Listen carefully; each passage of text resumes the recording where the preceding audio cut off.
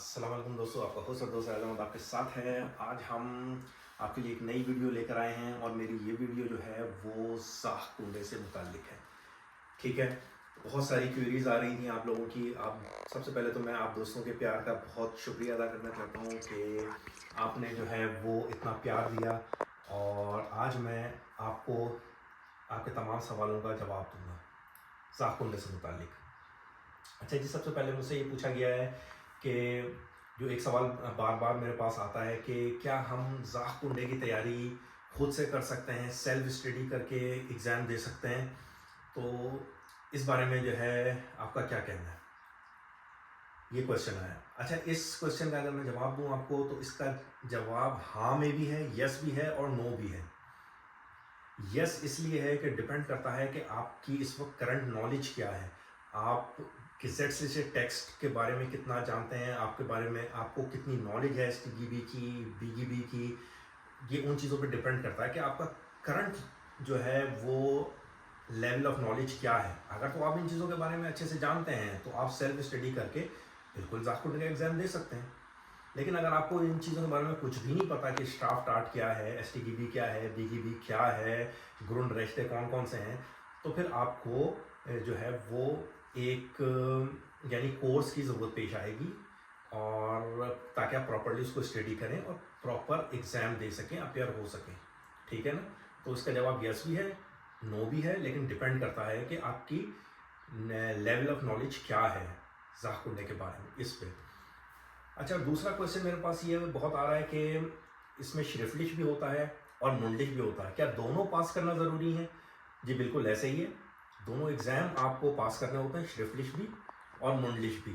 अगर आपने श्रिफलिश पास कर लिया है तभी आप मुंडलिश में अपेयर हो सकते हैं और मुंडलिश भी आपको क्लियर करना बहुत ज़रूरी है, तभी जो है वो आपको ज़ाह कुंडे का सर्टिफिकेट मिलेगा।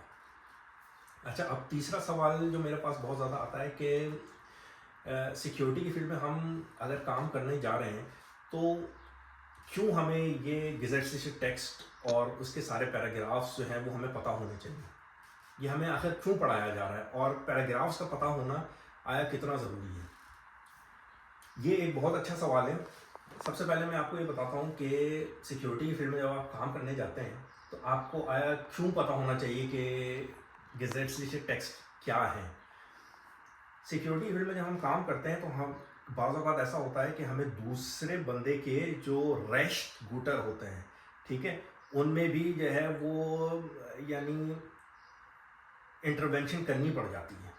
कुछ ऐसे हालात और वाक़यात हो जाते हैं सिक्योरिटी की फील्ड में ना, और अगर आपको पता नहीं होगा कि किस चीज़ से आप अपने आप को स्ट्राफ बार कर सकते हैं या आप खुद अपने आप को जो है वो स्ट्राफे की जानिब लेके जा सकते हैं, तो इस चीज़ को समझने के लिए, इस चीज़ से बचने के लिए, यानी स्ट्राफे से बचने के लिए, खुद को स्ट्राफ बार बनने से बचने के लिए आपको ये पता होना चाहिए कि कानून में किस चीज़ की गुंजाइश मौजूद है और किस चीज़ की गुंजाइश मौजूद नहीं है और आप किस हद तक इंटरवेंशन कर सकते हैं एज ए सिक्योरिटी।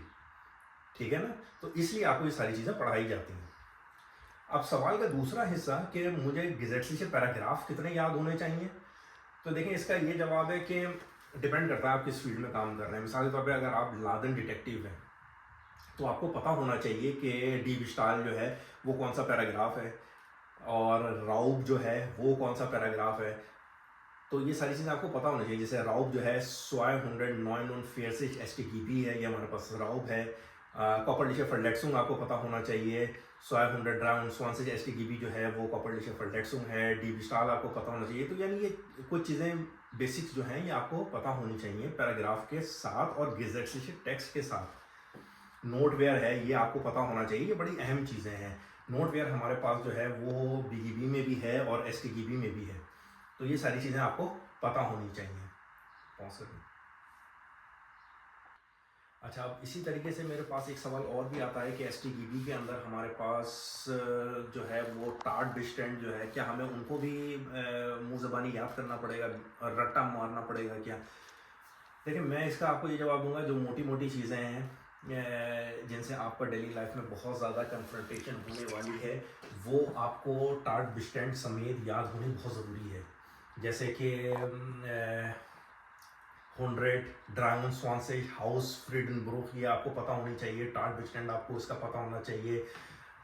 रॉब का टार्ट बिस्टैंड आपको पता होना चाहिए, और डी बिस्टाल का पता होना चाहिए। नोटवेयर के बारे में पता होना चाहिए। नोटवेयर के पैराग्राफ्स आपको पता होने चाहिए कि ये 500 स्वानसेज बीगीबी में भी है और 32 एसटीगीबी में भी नोटवेयर बयान किया गया है। ये सारी चीज़ें आपको पता होनी चाहिए, ये क्योंकि आपने सिर्फ जो है वो श्रिफ्टलिश प्रूफिंग नहीं देनी कि आपने जो है वो सही आंसर को आपने क्रॉस कर दिया, आपने मुंडलिश प्रूफिंग भी देनी है ना, तो एग्जामिनर आपसे ये चीज़ें पूछ सकता है।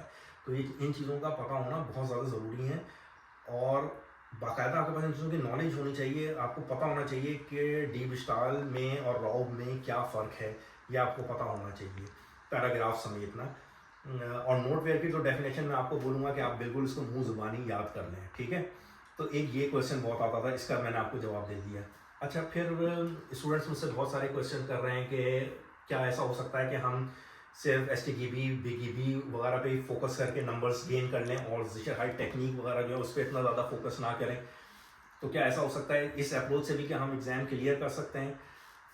देखें, इसका भी जवाब यस में भी है और नो में भी है, लेकिन मैं आपको ज़्यादा इसका जवाब दूंगा नो की जानिब ना, कि आप ज़िशर हाइट टेक्निक को कम्प्लीटली इग्नोर ना करें।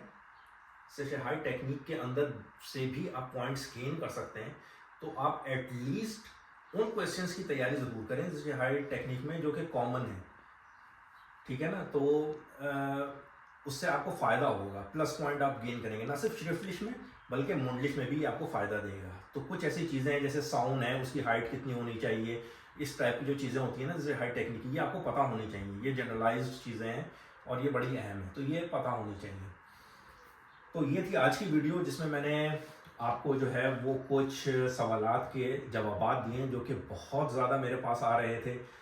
और फिर भी अगर आपको कोई कन्फ्यूजन है और आप मुझसे पर्सनलाइज्ड कोचिंग लेना चाहते हैं तो उसके लिए मेरा ईमेल एड्रेस डिस्क्रिप्शन में आपको मिल जाएगा। आप मुझसे डायरेक्ट कांटेक्ट कर सकते हैं। मैं ज़ाक कुंडे की प्रिपरेशन करवाता हूँ और सारी चीज़ें मैं आपको ना सिर्फ जर्मन में बल्कि उर्दू में भी एक्सप्लेन करूँगा। तो ये उन लोगों के लिए बहुत ज़्यादा फ़ायदेमंद है जिनको जर्मन लैंग्वेज में प्रोफिशेंसी नहीं है और वो चाहते हैं कि कोई ऐसा टीचर हो जो कि उर्दू में भी उनको एक्सप्लेन करे ताकि उनको अच्छे से समझ में आ जाए।